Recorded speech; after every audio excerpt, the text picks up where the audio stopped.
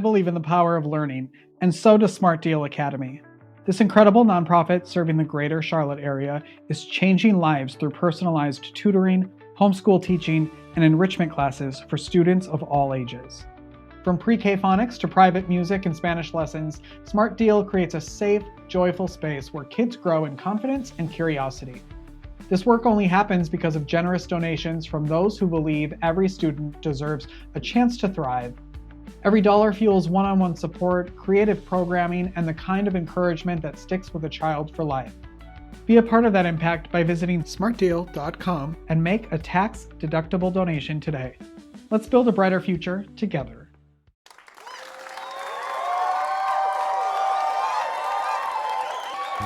Make your day richer than it was before. Got some good times knocking upon your front door.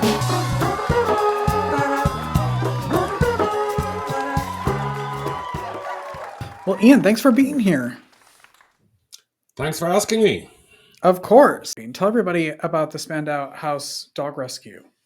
Sure. So my wife and I run a mom and pop type of a rescue from our home in Northern California. We've been fostering for, more than a decade when we lived in San Francisco. COVID hit, as you know, a lot of us got the opportunity to work remotely. And so we decided to move out to the countryside, got ourselves a nice 9-acre plot here, which we've been developing ever since. And we've had about 250 rescues come through our home. We have currently 7, we average 7 to 10. We specialize in high care dogs, the dogs that, are deemed unadoptable sometimes, or they're just not doing well in the shelter, that kind of thing. How did you get into it? So my grandmother actually was a dog breeder. So she bred Rhodesian Ridgebacks. So, from a tiny, tiny baby, from my first memories almost are being around dogs, But actually by accident, I moved to America in 2010 from Ireland, and we were fostering.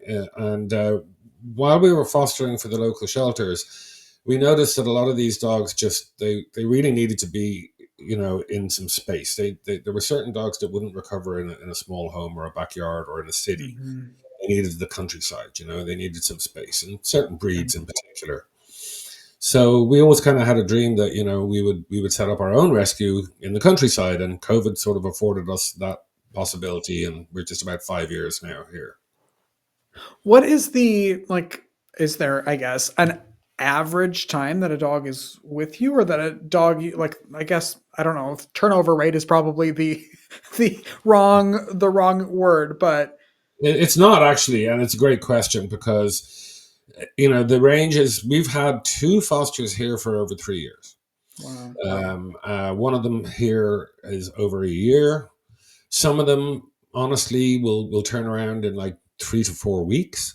Mm-hmm. So, the range is literally a month and 3.5 years. But we've had a couple that were here for a year and then turned out to really, really find a fantastic adopter and just, clicked with a certain human.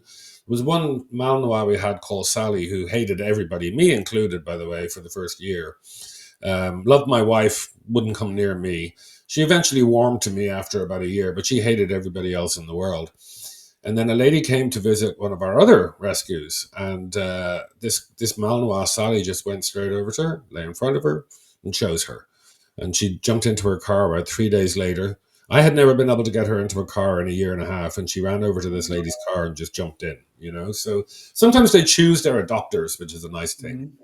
Yes. As someone who has adopted dogs, that's exactly what it feels like. You go in kind of blind and they choose you. And that's kind of the beautiful part of it. How are you, are you working with local shelters to bring in dogs to your home, or how does that work? Again, a sort of rainbow of different places. We've had dogs tied up at our gate several times because people know we're here.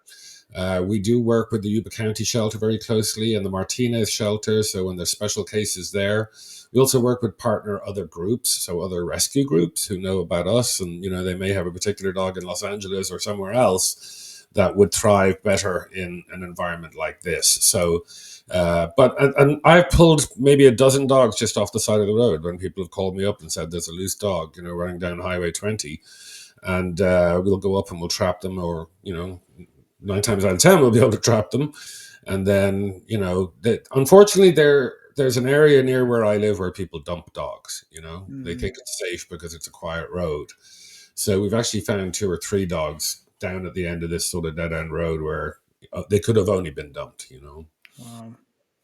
Do you have volunteers that help you, or is it just your wife and yourself? And Not really. It's pretty much just my wife, myself, and we both work full time. She's a nurse. I work in technology, and in the summer times previously, we did bring some interns over. That was typically the teenage children of friends of mine from back in Ireland or in England or in Scotland. And they would come for 2 weeks at a time, and they would help out with the dogs and sort of get a bit of a vacation in California. We give them a little certificate, and that was doing really well until sadly this year, because Ireland and a lot of the other countries now have travel advisories against coming to the States. And we did have people booked in January, but every one of them pulled out, because of the sort of state of the country. Yeah. I don't blame them.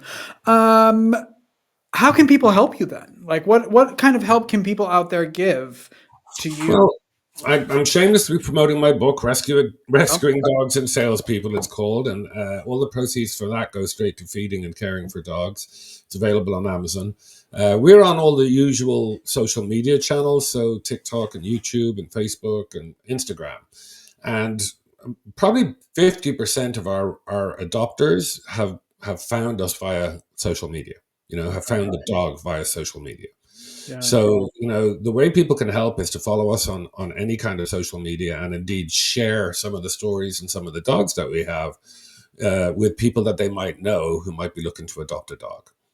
And are you taking donations of money, food, supplies, anything like that? We do. We have an Amazon wish list on our website, spandowhouse.com. And people do occasionally send us food and supplies and what have you. We are candidly 90% self-funded. Somebody asked me recently what financially running a dog rescue is like, and I said, "Have you ever owned a boat?" and they kind of got it immediately, Yeah. Veterinary is insane at this point. Like, every neuter costs us $500+. We neuter every dog, and that's always $500. Yeah. We had one that came in with a rattlesnake bite, and I can tell you that was just thousands and thousands of dogs. So veterinary is probably our biggest cost. A lot of the dogs need medicine. They need all sorts of defleeing and deworming, all that kind of stuff. So people can donate those kind of supplies on our Amazon wish list. Okay, good. And what is the best way that people can connect with you? Do you have a website, or is it your social media? I actually have to say the social media. Of course we have a website, but we don't update it very often. Like, the dogs come in and out too quickly for us to keep updating a website. But it's much easier to do that on Instagram or on Facebook. You just post the latest dogs, and typically a lot of people will see them very quickly. But the Spandow House website, www.spandowhouse.com, is the only place that you can actually donate through. Okay, perfect. And tell everybody about the book. It's called Rescuing Dogs and Salespeople. Tell everybody what they're going to find in the book. Sure. So the subtitle is Memoir of a Mutt, because I am a mutt. As you can gather, I'm from Ireland. I grew up in Ireland, but my father was Zimbabwean, my mother was French. My wife is from Texas, and I live in California, and I have a German name, Spandow. So, I grew up very different in Ireland. We were immigrants to Ireland and have no Irish blood or anything like that. The hilarious part is that my wife, who's from Texas, and I did our DNA about a year after we married, and she has more Irish DNA than I do. So kind of cracked us up a little bit. But so it's a story of really my career and my life. I started a software company when I was in my early 20s. At one point, I was worth many millions of dollars. I lost it all after 9/11. I was going to be on the cover of Newsweek, and then Monica Lewinsky's story broke, and that pushed my story off the cover. I was fired by a large American corporation in 2012 for protecting the rights of minority workers. So there's a whole load of ups and downs in it, and the roundabout end of it, which is the happy part, is that, I mean, who wouldn't want to live surrounded by beautiful dogs all the time in the Northern California countryside, an hour from Lake Tahoe? Ended up really working out pretty well for me. Oh, that's great. What do you love most about your life right now? All of those things you just mentioned, probably. Yeah, well, I suppose every one of us, it might sound a bit corny, but I don't have any children. My wife and I chose not to have children, so you want to think you're going to leave the world in a better place than you found it in some way, right? And or you've helped someone or something. I've trained many, many thousands of sales professionals across 30 different countries, and I get a lot of Christmas cards from them, and I get a lot of notes and emails now and then when they just bought a new boat or something like that. And likewise with the dogs, many of our adopters have become our friends. Mostly all of them have found wonderful joy and love from the dogs that they've adopted from us. So, and when occasionally, as it has happened, like they pass, where, a dog that we adopted out 10 years ago passed, we get some of the most beautiful letters of thanks and things like that from those people describing their times with that dog. So, I call it spiritual income in the book. You get financial income from your job, but you get spiritual income from just, something that makes you sleep well at night. I love that. And for how many dogs you have around there, it's very quiet. I'm very impressed. All being very well behaved right now, which is Yes. unusual. So it's Yes. just the time of day. Honestly, Ziggy right here wants some attention, but I've got 4 around me now, and I think there's 5 out on the balcony right behind me. Wow. I have one, and she's not home today, but she's always here, usually in front of the camera as soon as I turn it on. So I can't believe that they're all well behaved like that. I love that. Yeah, I have a Um, puppy here who's very bold, and he has, when I've been on, Zoom calls or stuff like that, started chewing at the cables on my laptop and mhm, things like that. mhm. So I've learned well enough to keep him out. They don't always have the best timing. Yeah, well, he did this to my glasses like this morning, Oh so no. that's a new pair of glasses coming. Oh boy. Before we head out today, will you play one quick game with me? Sure. Okay, it's called 3 and 5, and usually I have multiple categories, but today I'm just having one category, one question for you. And if you can name 3 things in 5 seconds, everyone in the non-existent studio audience gets a copy of Rescuing Dogs and Salespeople, okay? Love it. Love it. The one question is, can you name in 5 seconds 3 movie titles with dogs in the title or in the movie?